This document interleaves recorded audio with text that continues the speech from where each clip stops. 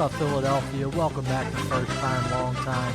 I'm Colin Newby of 97.5 The Fanatic and 93.3 WMMR in Philadelphia. Coming to you weekly, for now, with the Philadelphia Sports Talk podcast. This is episode 6. Check out the pilot episode and some quick hitters in the podcast feed. Pumped to be on Spotify and Apple now. I'm also very excited to have Zach Berman, the Eagles beat writer for all PHLY, joining us for the second half of the episode. So that means it's going to be an Eagles episode. Haven't done much Eagles content yet. I am not currently assigned to the Eagles for 97.5 The Fanatic, but there will be some good digital content coming out once the season starts, a few game articles, probably opinion pieces, and some other great content that you can find on the station's website. So we're in the middle of training camp now, and you have high expectations for the 2024 season. But with those high expectations, I think there's a very high variance. The preseason isn't going to tell you much about that because the Eagles aren't going to show anything, and all the analysts, the news that comes out of training camp, I don't really read into it much at all. There's a lot of chatter, there's a lot of excitement for the season, but I don't know how many big, impactful storylines there really are. In the case of the Eagles, they haven't had any devastating injuries to any star players, so on that front, no news is good news. The starters haven't played much in the preseason, so I don't think you're going to learn really anything before the Eagles take on the Packers down in Brazil in Week 1. Now, if you think about the NFL, it's a pretty high-variance league in general. You could say this for a lot of franchises. Probably the majority of NFL franchises have a high variance in an upcoming season. When I say high variance, I mean that the Eagles have enough talent to be a Super Bowl contender. They were in the Super Bowl after the 2022 season. They just lost in the final plays, and they brought most of the same cast back, especially on offense. They have one of the most high-powered offensive attacks in the league. Jalen Hurts at quarterback, one of the best wide receiver tandems in the NFL with A.J. Brown and Devontae Smith, and some other good weapons go with them. Dallas Goedert at tight end, the newcomer Saquon Barkley. But why the Eagles have a very low floor this season, I think there's a lot of disaster potential, and that's also very true in the NFL. Things don't always go the way that you want them to go or the way that they're predicted to go, and that's because it's a league of parity. Any team can win any game. The any given Sunday mantra is not just some cliche that people throw out there. It's why it's so hard to pick NFL games. It's why spreads are so rarely above 7 points. It's why money lines never go very high. And it's why people get knocked out of the survivor pool in the first 4 weeks of the season for the most part. But the Eagles have a lot of disaster potential here, mainly because of what happened last season. You had one of the wildest downfalls you ever could have imagined. The Eagles started at 10-1, coming off a Super Bowl appearance, and then they lost 6 of their last 7 games, including a wild card loss down in Tampa Bay that was just an ugly showing altogether. The Eagles were completely out of sync by the time that season ended. They were not on the same page on defense, with the coaching change to go to Matt Patricia as the primary decision maker and to pretty much yank Sean Desai of his main responsibilities. And they were not on the same page on offense. You heard about the rift between Jalen Hurts and Nick Sirianni on the great reporting from Tim McManus of ESPN. Also, Jeremy Fowler came out with a lot of that too, I should say. But the Eagles weren't right after that bad loss to the 49ers in early December. I thought Jason Kelsey had some really interesting comments with Rob Motti of the Associated Press a couple weeks ago. He said essentially there are 2 types of adjustments. When you're struggling on a particular side of the ball, you either simplify things, get back to basics, let your talent take over, and concentrate on things that you know work, or you could try a completely new approach.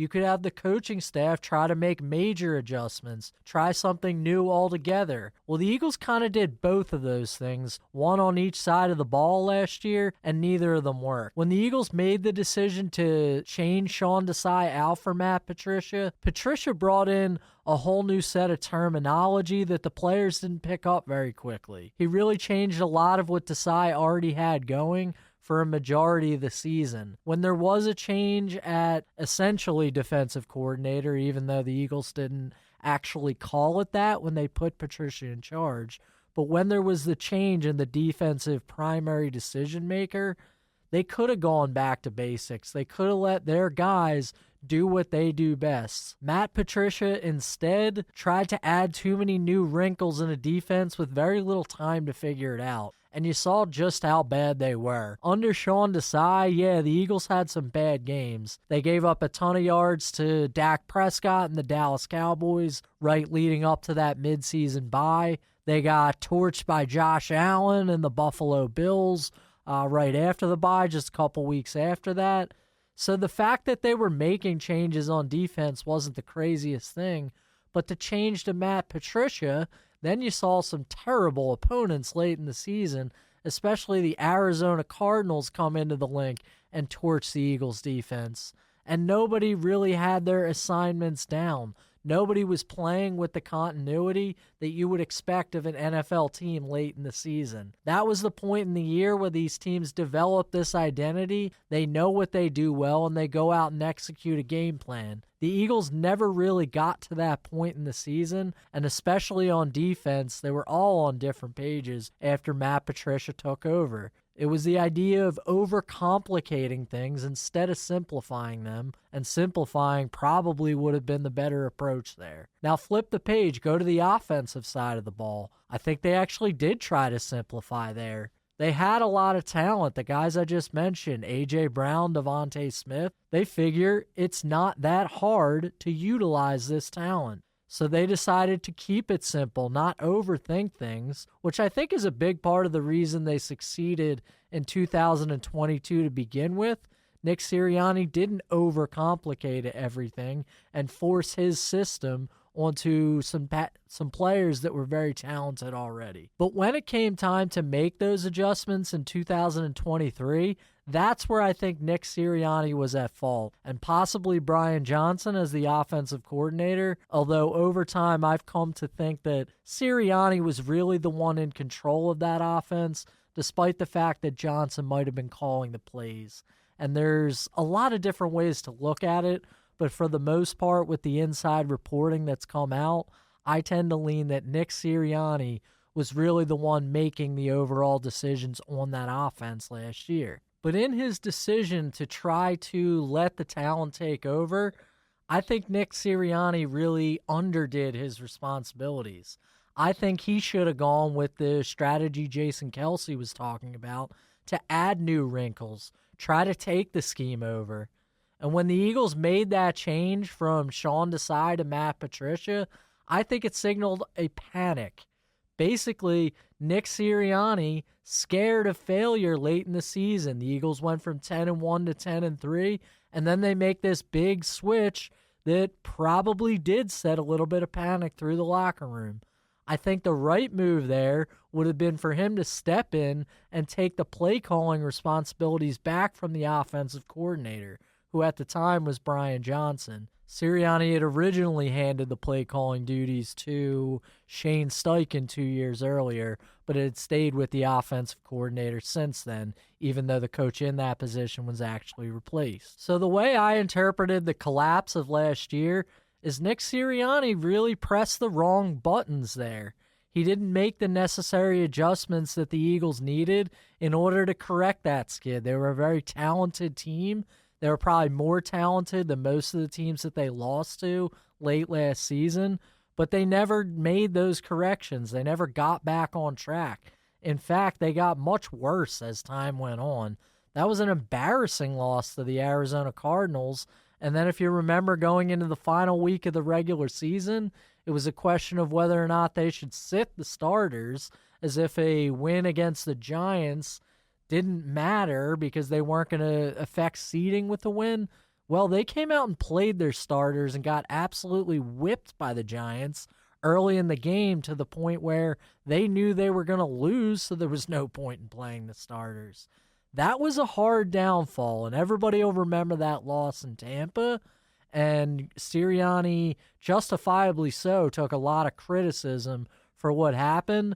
But I think he's really on the hot seat as we enter 2024, especially with some of the personnel upgrades that they made over the offseason. Now, there's plenty of question marks entering the season. Jalen Hurts did not have a good year in 2024. He needs to rebound. Quarterback is the most important position of any NFL team, regardless of the circumstances, but especially for Jalen Hurts after he signed that contract as a franchise QB. He had one down season. Now, a lot of things should go a little bit better for Jalen Hurts this year. He's got the new play caller with Kellen Moore. He's presumably healthy because I thought at a lot of points last season he was noticeably unhealthy, at least in theory, with how he was treating that knee on the ground. He was not nearly as explosive in the running game, but he'll be the most impactful player on the field. Another thing going into the season, you have much better personnel on defense. I still think you have a lot of things to prove on that side of the ball, though.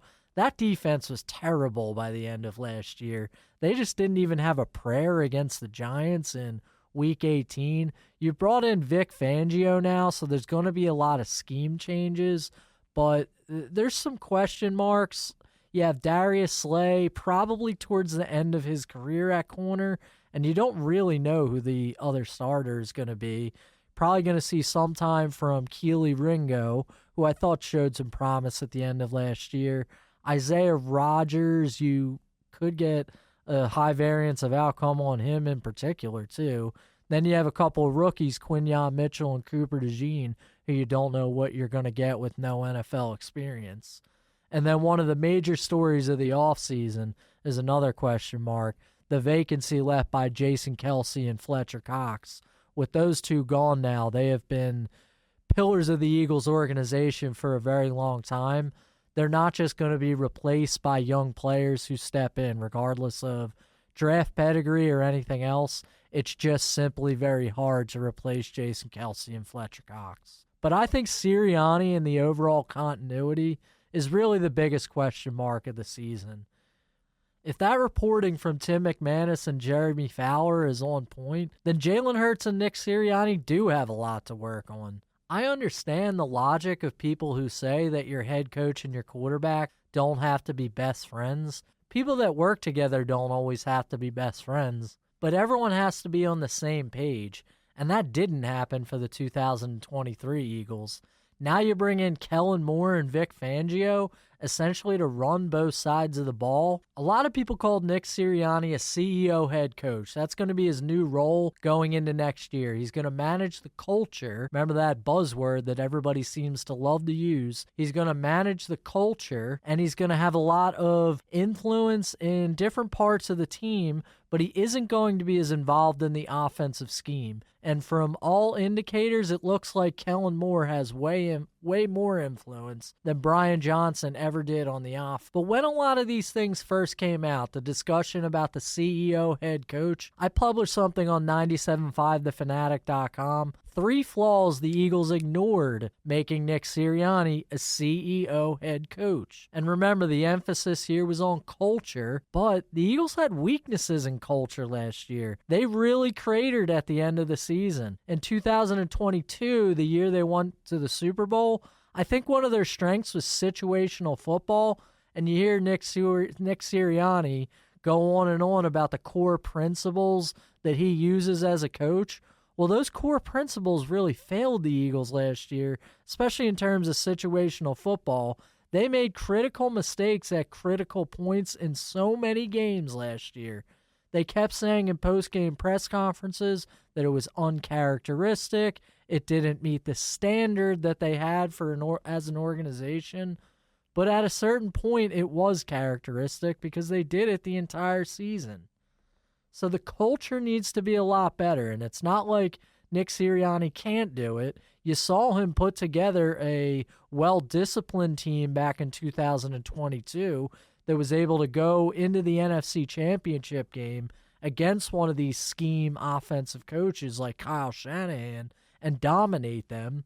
And a lot of that was because of situational football, if you remember correctly. So there's meat on the bone there. Sirianni has an opportunity, but he certainly didn't show his acumen last year down the stretch. Another thing that I think he struggled with was sideline temperament, and that really shouldn't be a conversation with an NFL head coach. But Jeff McClain talked about this on Uncovering the Birds. He said that Sirianni's developed a bad reputation among officials in the NFL, which isn't the least bit surprising if you just sit there and watch him on game days. He's got a reputation for berating officials, and that's not the type of guy that you're going to look for in a CEO head coach.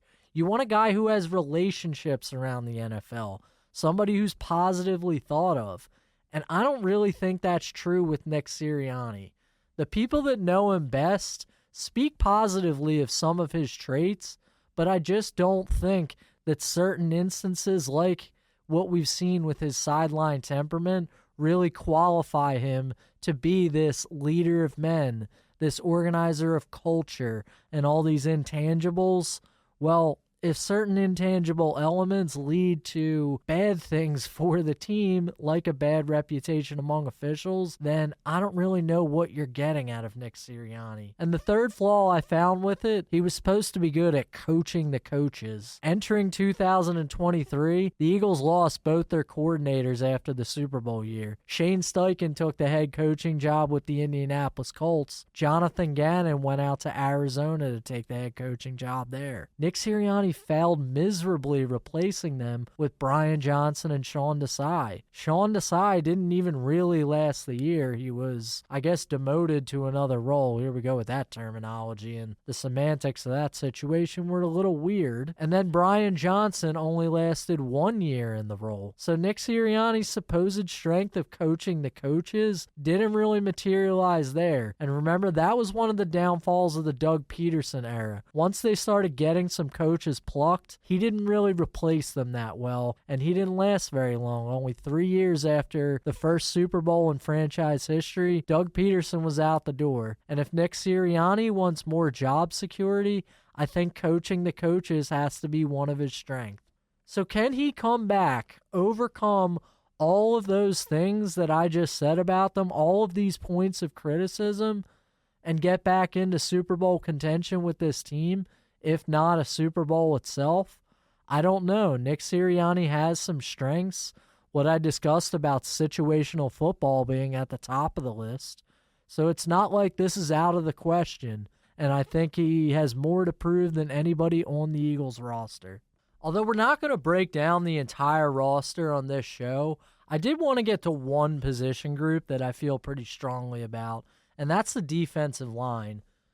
Because you've heard a lot about the defensive line and how it's played out through franchise history. Some of the best teams, at least in modern history, have been built along the defensive line.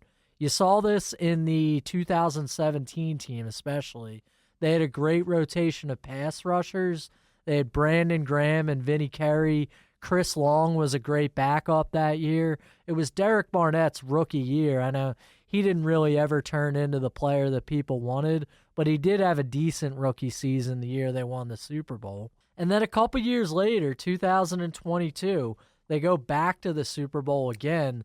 They still have Brandon Graham, albeit an older version, but Hassan Reddick had a great season. Josh Sweat really stepped into a key role. Javon Hargrave was one of the best pass rushers up the middle. That team broke the franchise record with 70 snaps, but I don't know if the Eagles in 2024 have the same depth to be dominant along the defensive line.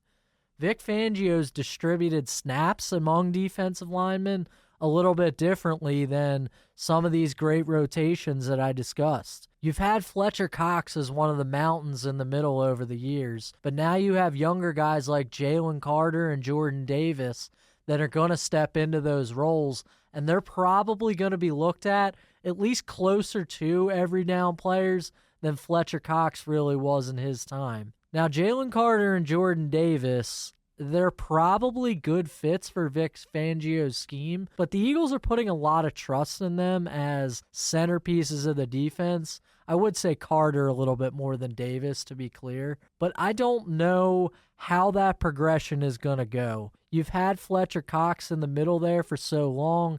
Everyone talks about how he's reliable. He was a leader. Well, you're kind of turning over a new leaf here, and we don't know yet if Jalen Carter is going to hit his ceiling as an NFL player. He looks like he's got all-pro potential. He looks like a dominant game wrecker at certain points, but you can't just ignore the fact that he really faded in the second half of the season. Were there other factors for that? With the collapse of the 2023 team? Sure there were. But you need a lot out of Jalen Carter this year, and Jordan Davis is also in danger of just proving himself to be a part-time player, a nose tackle who stuffs the run.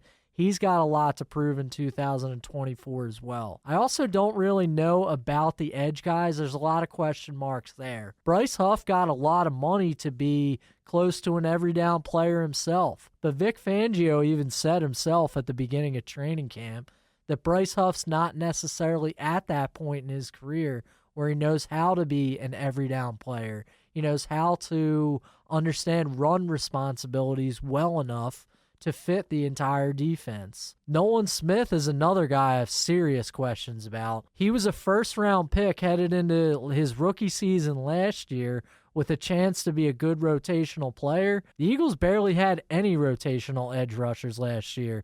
They counted on Hassan Reddick and Josh Sweat way too much in the second half of the season.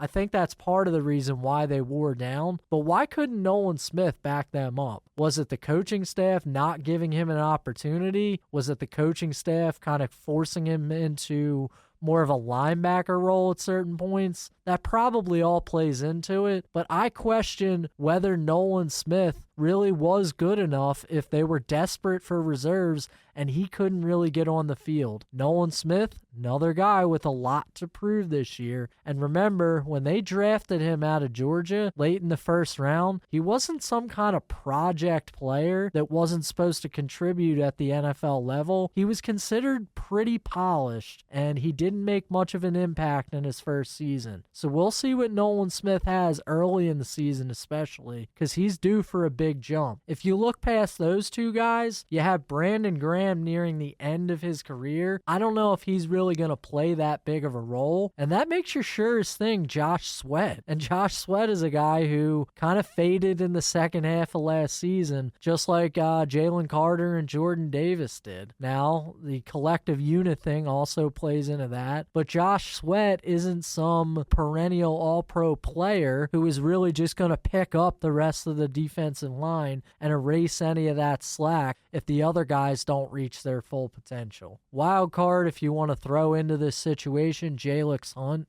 He's a project rookie, probably a lot of variance with him in particular, because he kind of was expected to have a quote-unquote red shirt, at least according to some draft experts after the Eagles took him. That might not happen, but we really don't know what to expect from Jalix Hunt this year. I am high on Moro Ojimo. He looks like a rotational defensive tackle, but I don't think you should be counting on him to play a starter's role or anything like that. More of a supplementary piece. Same with Marlon Tuipulotu. I think he's been decent in past seasons when he's gotten snaps, but we'll see how much he's able to contribute on the defensive side of the ball. But I think that group could define the defense this season. With Vic Fangio coming in, there's high hopes for an improvement over last year, which was a disaster, especially by the end. And they had some bad games at the beginning of the season too. But right now, we're going to put my personal analysis on hold and take a break so we can get to our guest of the day, Zach Berman, coming right up. If it's happening in Philly sports, Colin Newby's talking about it. Go with him behind the scenes of legendary sports venues with the best athletes and the most iconic media personalities of the greatest sports city in the world. What's up, Philadelphia? Welcome back to First Time, Long Time. And we've got a big guest here. It's Zach Berman, the Eagles beat writer for all PHLY. And with Zach, you've got on-site coverage of the Eagles. You got a veteran of the industry who's worked at some of the biggest media outlets. So thanks a lot for taking some time, Zach. Happy to do it, Colin. So I got one big question about Eagles training camp, and going in, we had the potential for this season, but so much uncertainty that means a lot to discuss. A talented roster, but I think a really high variance of outcomes. So there's so much chatter about Nick Sirianni and job security and the structure that was tweaked during the offseason. What's your interpretation of how Nick Sirianni's role is going to be and how he's going to find a comfort level with the changes in his responsibilities? Yeah, Nick's the head coach of the football team, and that might seem like an obvious statement, but that's what his role is to be the head coach of the football team. It's not to be the offensive coordinator. It's not to be the play caller. It's to be the head coach of the football team. And so, my interpretation of it is exactly as it said in the description, is that he's in charge of the team, Monday to Saturday, getting them ready, right? Sunday, game management, right? Setting the culture, coaching the coaches, overseeing everything that happens in that building is Nick's responsibility. He's not responsible this year for setting the offensive game plan. So I think that's where the distinction is. The first 3 years, even if he wasn't calling plays, it was his offense. This is not his offense. This is Kellen Moore's offense. You referenced job security there. The reality is Nick needs to win big in order to keep his job. And I say that because this team is positioned to win big. And if the Eagles underachieved, and they underachieved last year, right? If the Eagles underachieve, I don't think they're going to look at I don't think Jeffrey Lurie is going to look at Howie Roseman's roster, and I don't think Jalen Hurts is going to be the reason. I think it'll be put on Nick Sirianni. But I think Nick knows that, is that when you have a team this loaded and you have expectations like this, you need to fulfill them. So I wouldn't say Nick's on the hot seat. I would say Nick needs to win to keep his job. Great. And the Eagles admitted publicly last year that the offense had grown a little bit stale. What do you think the biggest differences are that we'll see in 2024, whether it be a new scheme with a new OC, different elements with a new running back, anything? Well, they're going to look different. It's a different play caller. It's different offensive designs. I think that to the naked eye, what might seem obvious are changes before the snap, the use of pre-snap motion, right? I think that's going to be one distinction. But I think what you really want to see is how they're picking up the blitz, is what adjustments they're making in game, is the creativity. You mentioned the offense getting stale. You have a different voice, a different perspective here. And so the creativity will be harnessed in a different way. And I think that's what will be most apparent. I don't think it's necessarily going to be this route versus that route. It's going to be the way the game's called and the way the offense is structured. Sounds great. And besides being on the Eagles beat for a long time, Zach is also a published author. Zach, do you want to take a sec to say something about your newest book first? Sure, I appreciate that. I have a book coming out September 24th. It's called The Franchise Philadelphia Eagles, A Curated History of the Birds. And it looks at the past 25 years of Eagles history and kind of takes you through the executives, the coaches, the quarterbacks, the icons, the stars, the memorable moments, the Super Bowl season, and it's a collection of essays. So it's meant to be, you can jump from Brian Westbrook to Andy Reid to Jalen Hurts to the Super Bowl season, right? And so it's a chance to kind of relive these past 25 years. Great. Looking forward to that to come out, because if the first one's any indicator, then this one's going to be a great read too. And I wanted to ask you about underdogs. I could probably talk your ear off for hours about the anecdotes in there. Inner chapters, I guess, is what you would call them.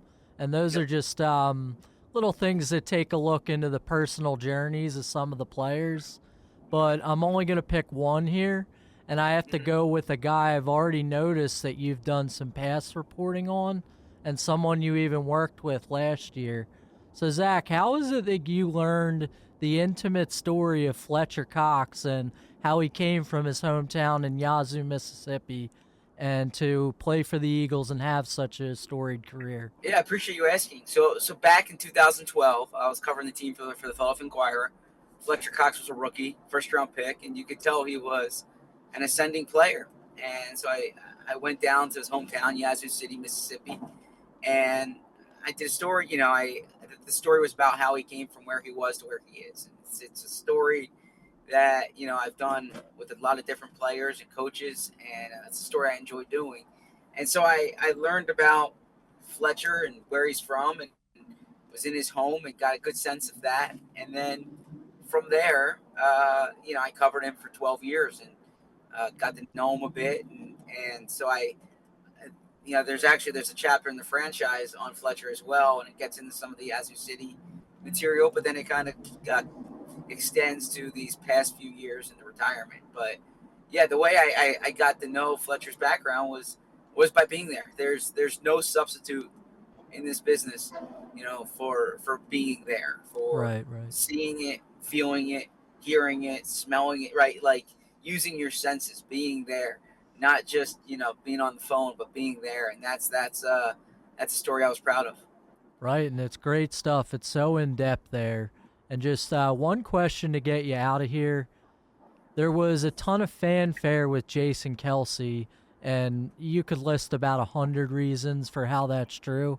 I think it's such an interesting contrast with Fletcher Cox, to where he's not going to grab nearly as much attention with a long retirement speech, but he had at least nearly as successful a career, arguably. Why exactly do you think that is? Yeah, different personalities, right? Jason has his personality has. I don't want to necessarily compare the two in that they're both unique in their own right. I think Jason's personality kind of captured certain sensibilities among Eagles fans, and I thought Jason's retirement speech hit it on the head of kind of why that relationship between him and Philly is so special. And then also in Jason's case, you have the Super Bowl speech, which kind of made it iconic. You have the podcast. You have, obviously Travis's fame. I think Jason's maybe let the fans in more, but I think they're both unique in their own right. And what I respect about Fletcher is he did it his way, and Jason did it his way. They're both storied Eagles. They're two of the best players of the past 20 years for this franchise. But I think, I just think the personalities were great stuff, and it's a fascinating thing because it really gives you insight into how Eagles fans think in particular. I've always thought that about Kelce, and I think Cox is a great contrast there. So compliments to Zach Berman, one of the best there is for inside access like that. And it's so great that some of the best in Philly are willing to come on the show already. So thanks a lot for your time, Zach. Absolutely, thanks, and your audience can check me out Monday to Friday on the PHLY Eagles Show with Bo Wolf at 2 p.m. and all our coverage on allphly.com. Great. Make sure to get Zach some of the best coverage in the business and for a long Eagles season with Super Bowl aspirations. A great interview with Zach Berman there from all PHLY Eagles. He just gives so much insight into what's happening down at the NovaCare complex. You're going to get great coverage from some of these guys like Tim McManus, Jeff McLean too.